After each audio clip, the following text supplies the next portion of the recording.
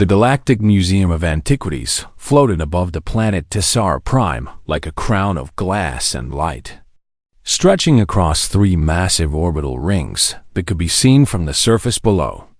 And inside its endless halls walked beings from every corner of known space, each one seeking to glimpse the remnants of civilization's long-dead ambassador Elena Vasquez of Earth had seen many wonders since humanity joined the galactic community 5 years ago. But nothing had prepared her for the sheer scale of this place, where corridors stretched for kilometers and display cases held the memories of 1,000 fallen empires. Her guide was a Salvori named Yethnal, a creature covered in iridescent scales that shifted color with his emotions.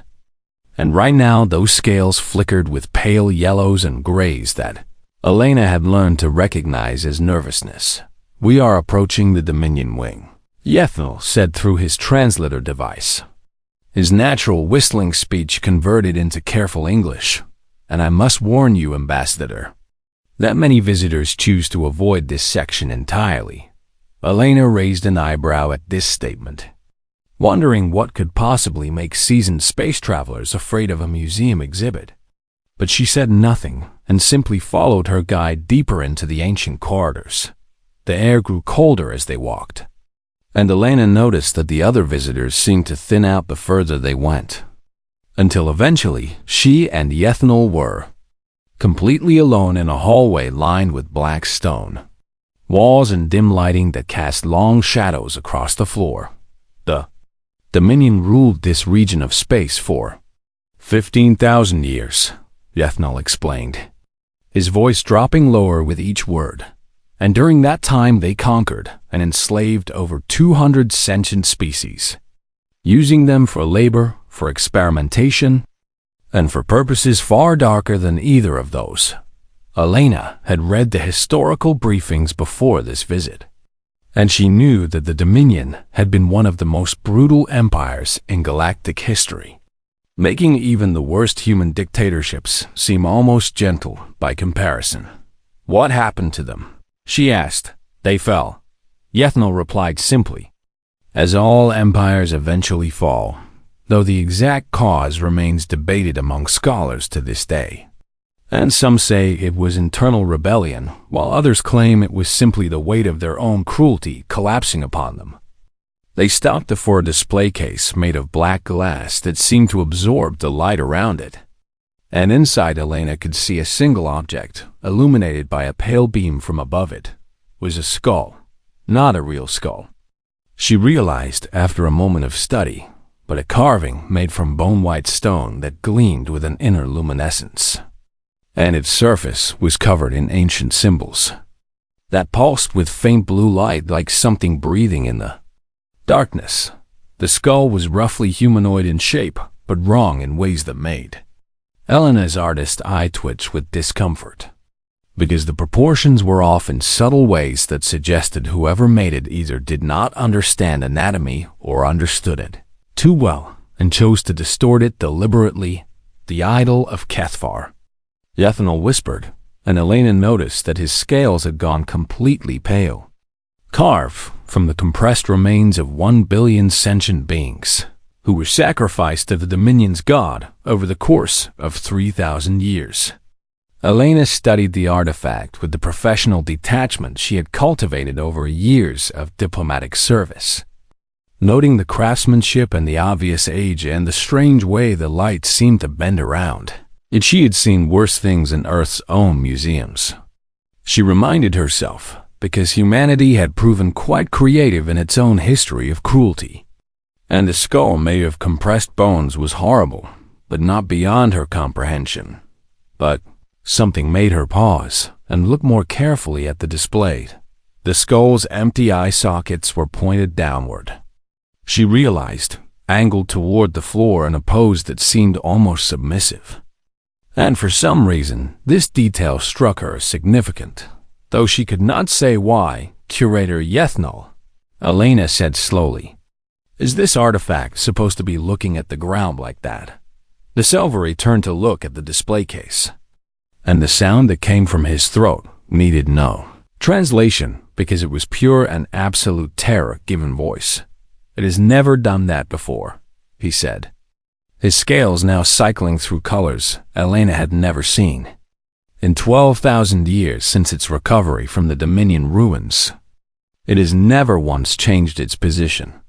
Elena looked back at the skull and felt a strange sensation crawling up her spine. Not fear exactly, but something like the awareness that she was standing at the edge of something vast and unknown.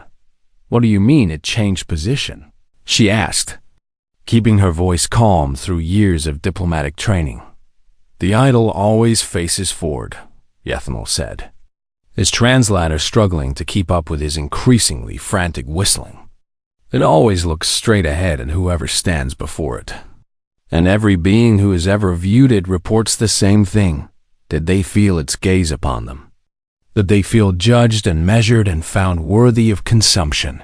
"Consumption," Elena repeated. "The Dominion believed their god lived within this skull," Yethanel continued, backing away from the display case with obvious terror. "A deity that fed upon fear and grew strong on the terror of lesser beings. And even now, 12 millennia after the Empire's fall, visitors report feeling that ancient hunger reaching out for them." Elena looked at the skull again, at those empty eye sockets pointed firmly at the floor, and she felt absolutely nothing unusual at all. No fear, no dread, no sense of being watched or judged. Just mild curiosity about an interesting historical artifact. "I need to call for assistance," Yethanel said, already pulling out a communication device with trembling hands. "This is unprecedented, Ambassador, and I do not know what it means. But I know that it cannot be good."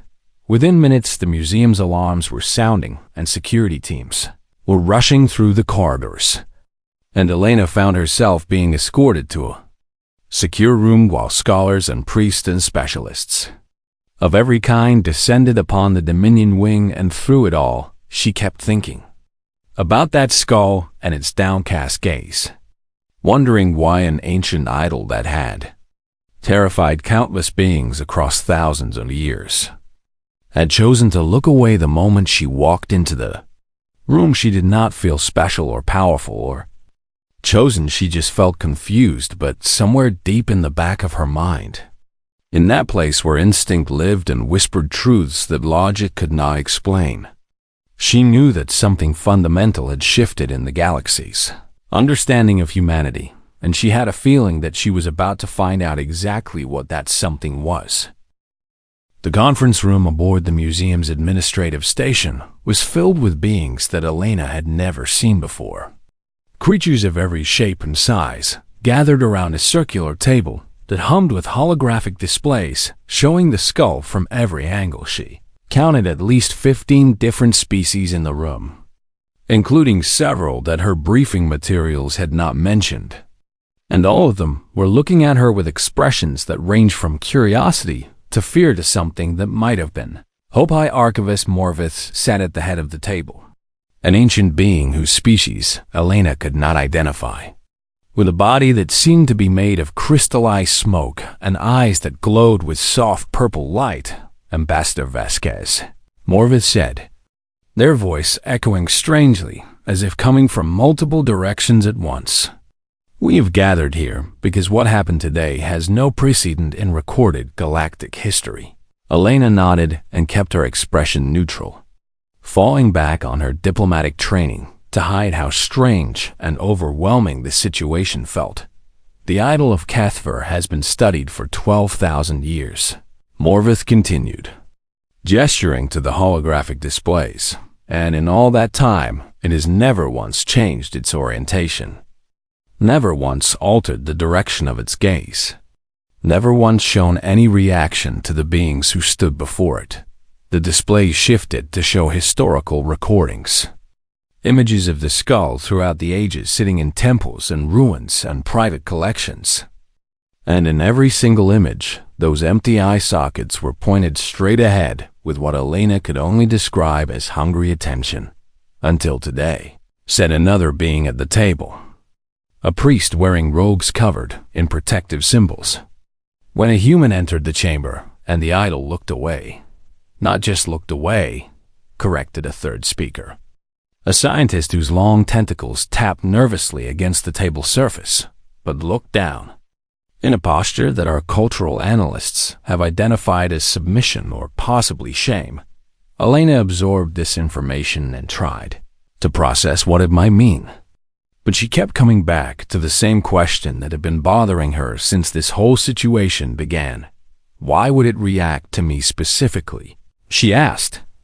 I am nothing special among my people, just a diplomat assigned to this region of space.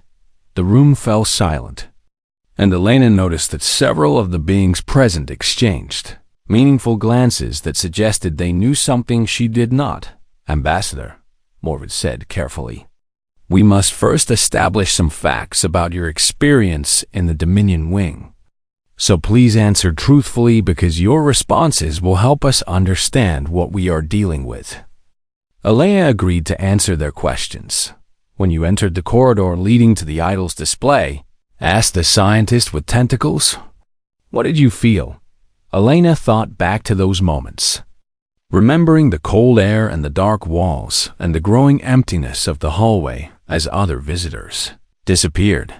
I noticed that it was cold, she said, and I thought the architecture was interesting in a somewhat oppressive way. And I wondered briefly if the gift shop sold any replica artifacts from this collection. The room went very still. You wondered about the gift shop. The priest repeated slowly, yes. I collect small souvenirs from the places I visit. And I thought a miniature version of one of those display cases might look nice on my shelf at home. More silence. And now the expressions around the table had shifted to something Elena could not quite read. A mixture of disbelief and fascination, and what might have been growing alarm. Ambassador Vasquez, Morvid said. Every being who has stood before the idol of Kethver has reported the same experience. An overwhelming sense of dread that begins the moment they enter the Dominion Wing and intensifies as they approach the display. We have documented cases of hardened military veterans collapsing in terror, the tentacled scientist added, and trained psychics who suffered permanent mental damage from brief exposure to the idol's presence. The fear is so intense, the priest continued, that we limit viewing sessions to 30 seconds and require all visitors to sign waivers acknowledging the psychological risks. Elena processed this information and compared it to her own experience, which had involved nothing more alarming than mild curiosity and a slight chill from the air conditioning. I did not feel any of that, she admitted. I just thought it was an interesting artifact with a sad history. The beings around the table began speaking rapidly among themselves in various languages, and Elena's translator struggled to keep up with the overlapping conversations. Morv raised a limb for silence, and the room gradually quieted. We have a theory, the High Archivist said, but we need to conduct further tests before we can confirm it. And these tests will require your cooperation. Ambassador, what kind of tests? Elena asked. We need to understand why the idol reacted to you, Morvid explained. And more importantly, we need to understand why you did not react to it. Because the answer to that question may change everything we thought we knew about your species.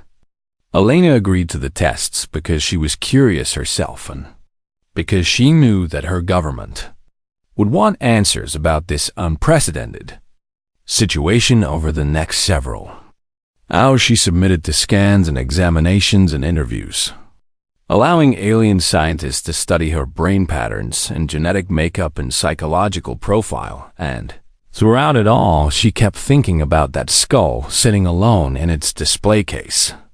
Its empty eyes still pointed at the floor, and she wondered what it had seen when it looked at her. What had made an ancient god of fear decide that it would rather look at the ground than meet the gaze of a single human diplomat? The answer, she suspected, would be more interesting than anything she could have imagined. And she was right. Dar Kethril was a xenopsychologist whose species resembled large moths with delicate wings that trembled whenever she felt strong emotions. And right now, those wings were shaking so badly that she could barely hold the datapad in her four-fingered hands. "I have never seen results like these," she said to the assembled council, her voice quivering with a mixture of excitement and what Elena recognized as fear. "And I have studied over 300 different species during my career." The conference room had grown even more crowded since the previous day, with scholars and scientists arriving from across the sector to witness the findings firsthand. And Elena felt like a specimen under a microscope as they all turned their attention toward the trembling researcher. "Show us what you found." Morvith commanded Death Row activated the holographic display and two waveform patterns appeared in the air above the table. One chaotic and spiking with violent peaks, and the other almost completely flat with only gentle, rhythmic undulations. The first pattern represents the typical psychic response to the idol of Kethvar. Catherall explained, pointing to the chaotic waveform. "This is what we see in every species we have ever tested. A signature of primal terror that activates the deepest survival instincts and overwhelms conscious thought." She turned to the flat pattern. The second waveform is Ambassador. Vasquez's brain activity while standing directly in front of the idol's display case. And as you can see, it shows no fear response whatsoever. Only mild curiosity and what appears to be aesthetic appreciation. Murmurs rippled through the room, and Elena shifted uncomfortably in her seat as dozens of alien eyes focused on her with renewed intensity. "But that is not the most significant finding," Catherall continued, her wings now shaking so violently that loose scales drifted down around her like glowing snow. "Because we also conducted a shielded analysis of the idol's own psychic emissions during the ambassador's visit." She pulled up a third waveform, and this one was different from the others, showing a pattern that started strong and confident before suddenly collapsing into erratic spikes and valleys. "This is the idol's signature," Catherall said, her voice dropping to barely above a whisper. "And what we are seeing here is something that should be impossible according to everything we understand about psychic entities." "Explain," Morvis demanded. "The idol of Kethvar feeds on fear."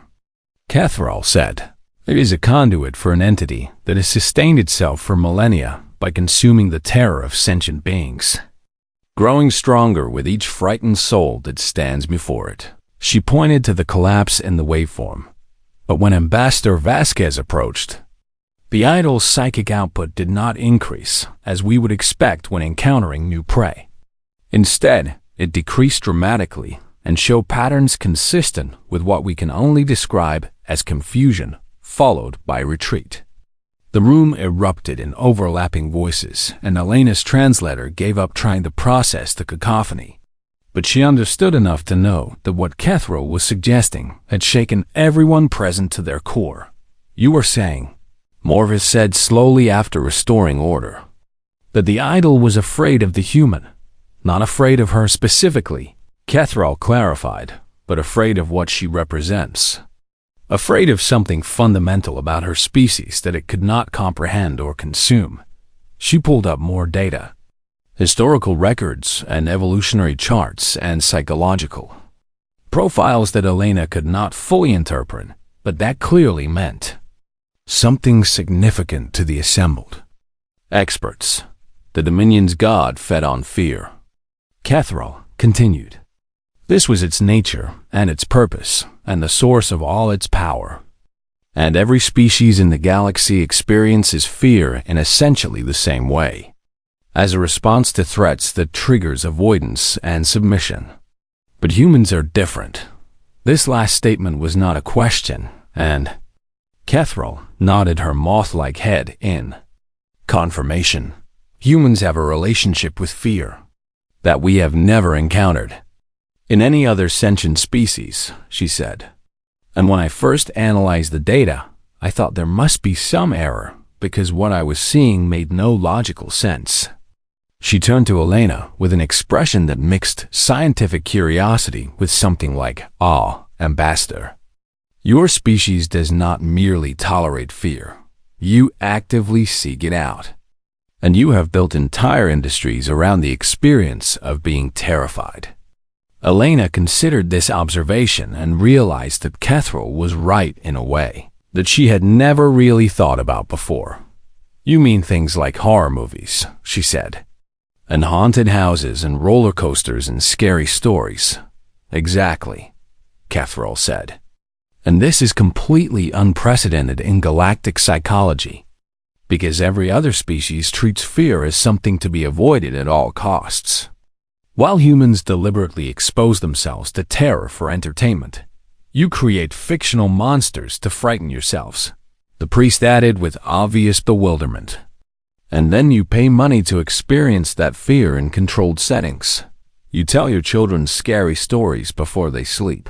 Another scientist said, what every other species works to ensure their young feel only safety and comfort during rest periods.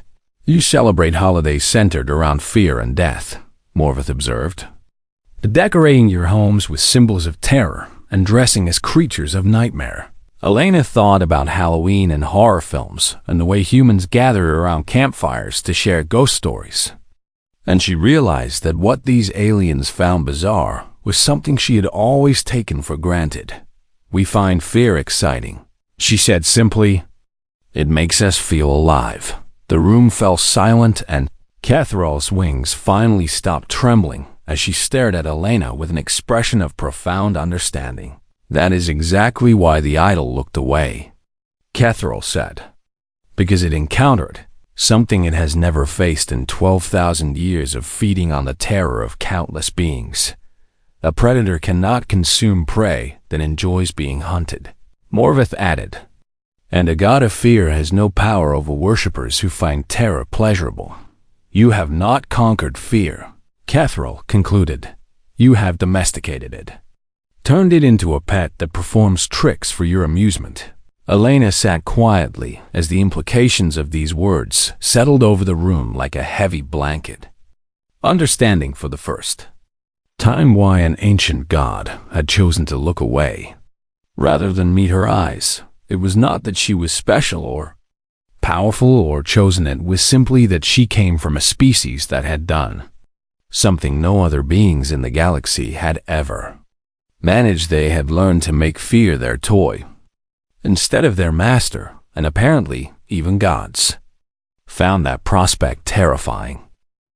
The news spread across the galaxy faster than Elena could have imagined possible, carried by quantum-entangled communication networks and whispered conversations and the simple, irresistible power of gossip among beings who had lived in the shadow of old terrors for longer than humanity had existed as a species. Within 3 days, Elena found herself receiving requests for interviews from news organizations across 12 different sectors, and her small diplomatic vessel was surrounded by ships carrying journalists and scholars, and pilgrims who wanted to see the human who had made an ancient god look away.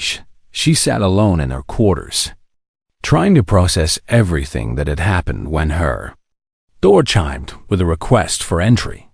And she was surprised to find Curator Yethnal standing in the corridor with his scales cycling through colors of deep distress. May I speak with you privately, Ambassador? He asked. And something in his voice told Elena that this was not an official visit. She invited him inside and offered him a seat.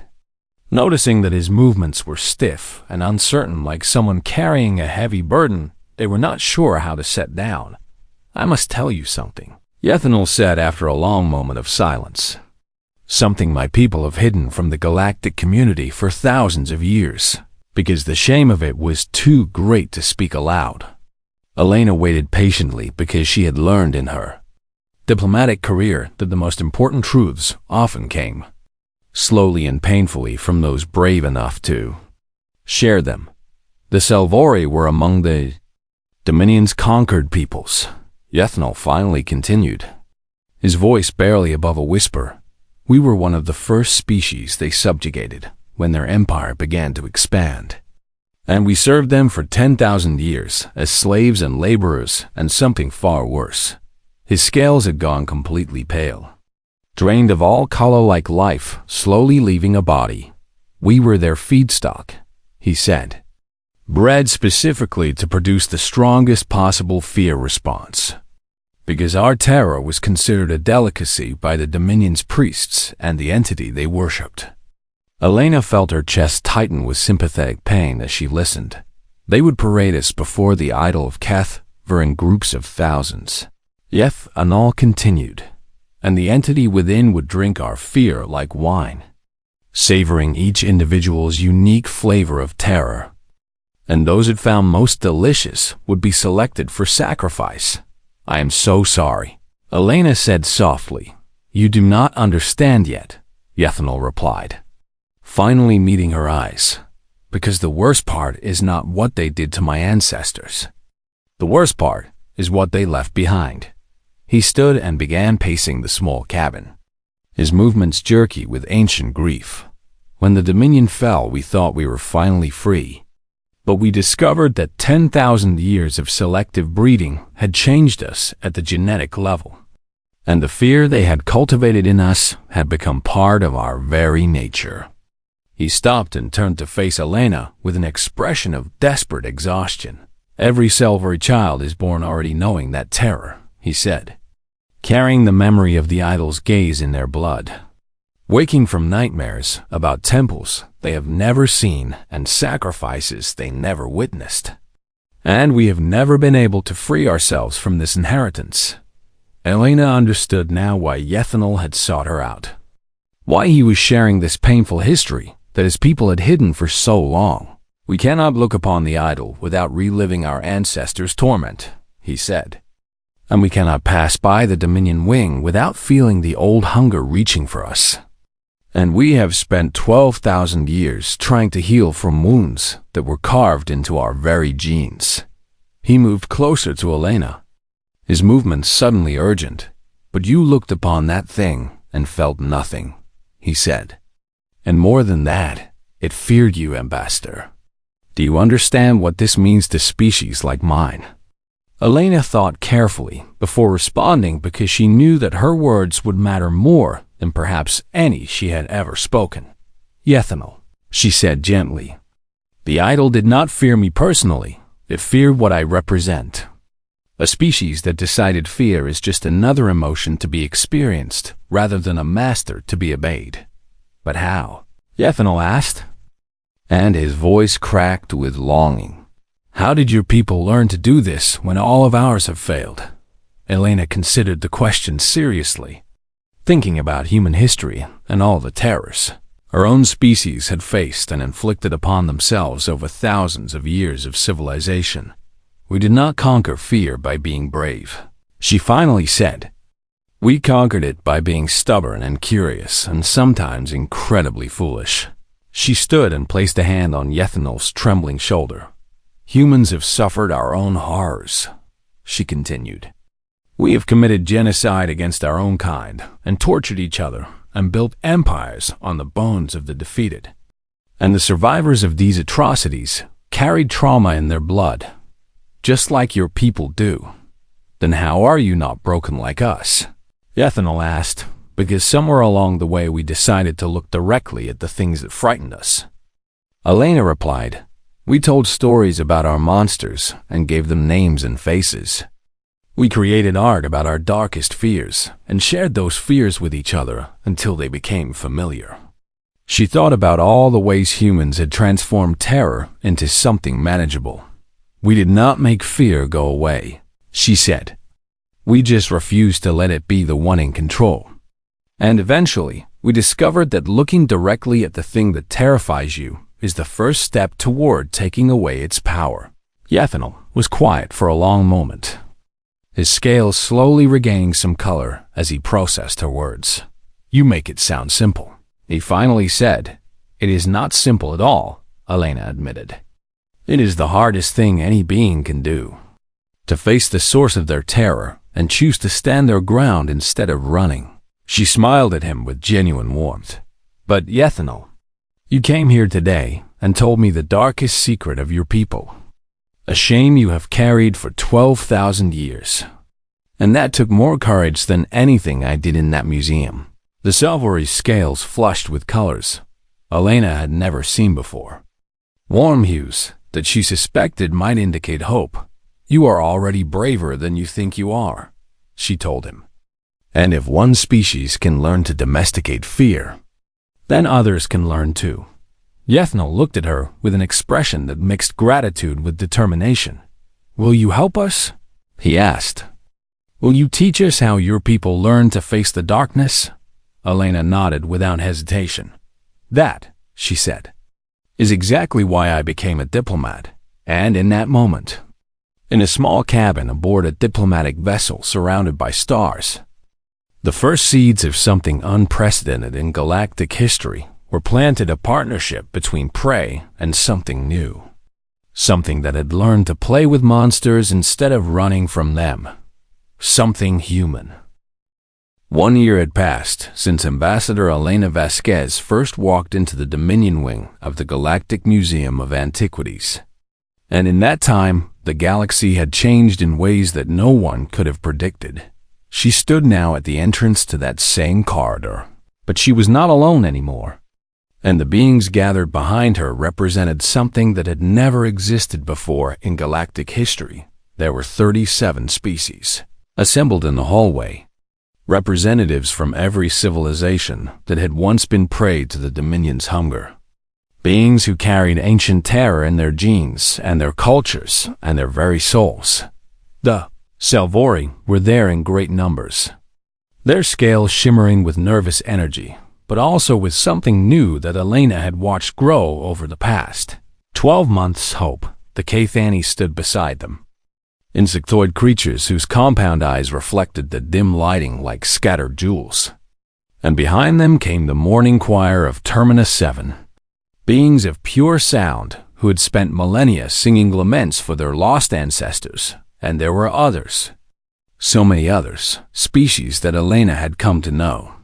2 months of meetings and counseling sessions and late night conversations about the nature of fear and the possibility of freedom. Humanity had responded to the events at the museum in the way that humans always responded when they discovered something needed doing, with enthusiasm and creativity and a stubborn refusal to accept that anything was impossible. Earth had sent psychologists who specialized in trauma and therapists who had spent their careers helping survivors of violence and abuse. And these experts had worked alongside alien scholars to develop new approaches to healing wounds that had festered for thousands of years. They had shared horror movies and scary stories and the history of how humans had learned to make peace with their monsters. And slowly the impossible had begun to happen. Species that had never been able to enter the Dominion wing without collapsing in terror had started making tentative visits. First in groups and then in smaller numbers and finally alone. The idols still looked away whenever a human entered the room. But now it had begun showing the same response to other species as well. Beings who had learned through human guidance to face their fears instead of fleeing from them. Elena looked at the crowd assembled behind her and felt a warmth in her chest that had nothing to do with the ambient temperature. "Thank you all for being here today," she said, her voice carrying clearly through the quiet corridor. "I know that for many of you, this place holds terrible memories. And I know that what we are about to do took more courage than most beings in the galaxy could ever imagine." The crowd shifted but held their ground, and Elena saw determination in eyes and eye stalks and sensory organs of every kind. 1 year ago, I asked a simple question. She continued. I asked why an ancient idol had lowered its gaze when I entered the room. And the answer we discovered changed the way the galaxy understood both fear and those who could overcome it. She turned to gesture at the dark hallway stretching before them. But we have spent too long asking why the idol looked away from humanity, when the real question should have been why it was ever allowed to look down on anyone at all.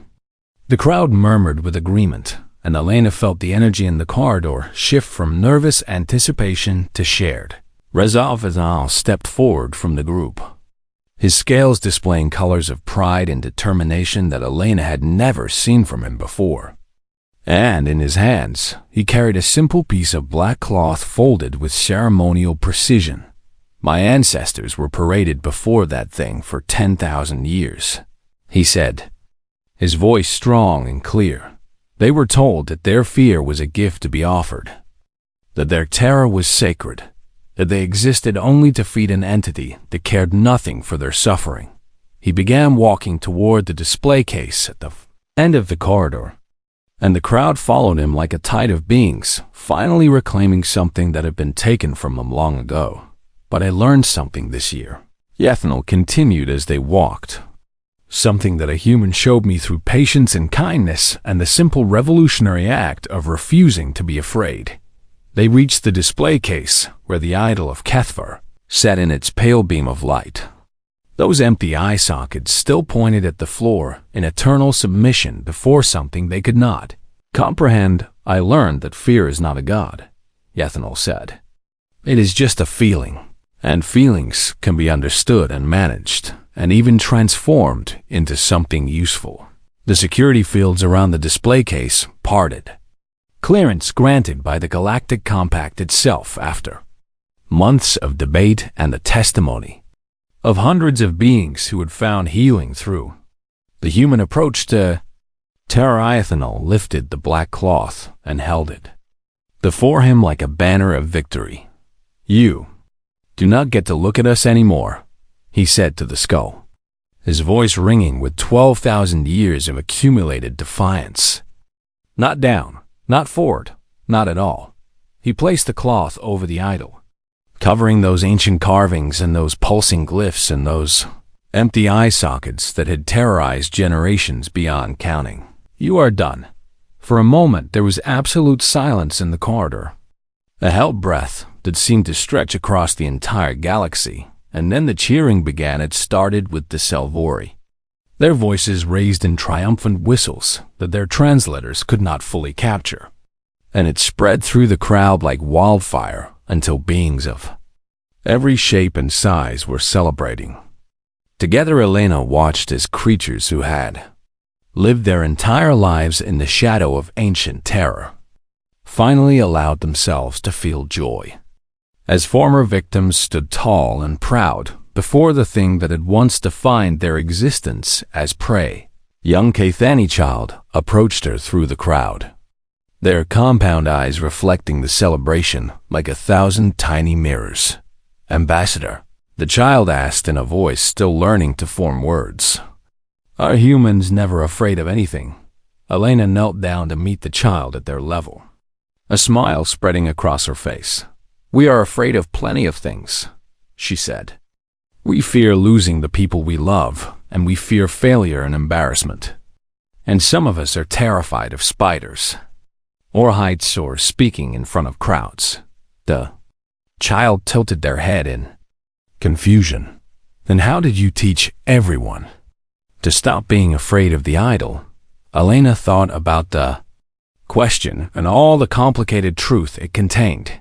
We did not teach them to stop being afraid, she explained. We taught them that being afraid does not mean you have to be controlled by fear, and that sometimes the bravest thing you can do is look directly at the thing that terrifies you and refuse to look away. She glanced back at the covered display case, at the cloth hiding an ancient horror that had ruled through terror for millennia. Fear is just information, she told the child. It tells you that something is important, but what you do with that information is up to you. The child considered this for a moment before responding with the simple wisdom that sometimes only the young possess. So fear is like a door, they said, and you can choose whether to run away from it or walk through it. Elena smiled and ruffled the child's sensory antennae with gentle affection. Exactly right, she said. And doors can also be closed. She stood and looked around at the celebration filling the corridor, at beings from across the galaxy finally free from a terror that had haunted them for longer than human civilization had existed. This was not the end of anything.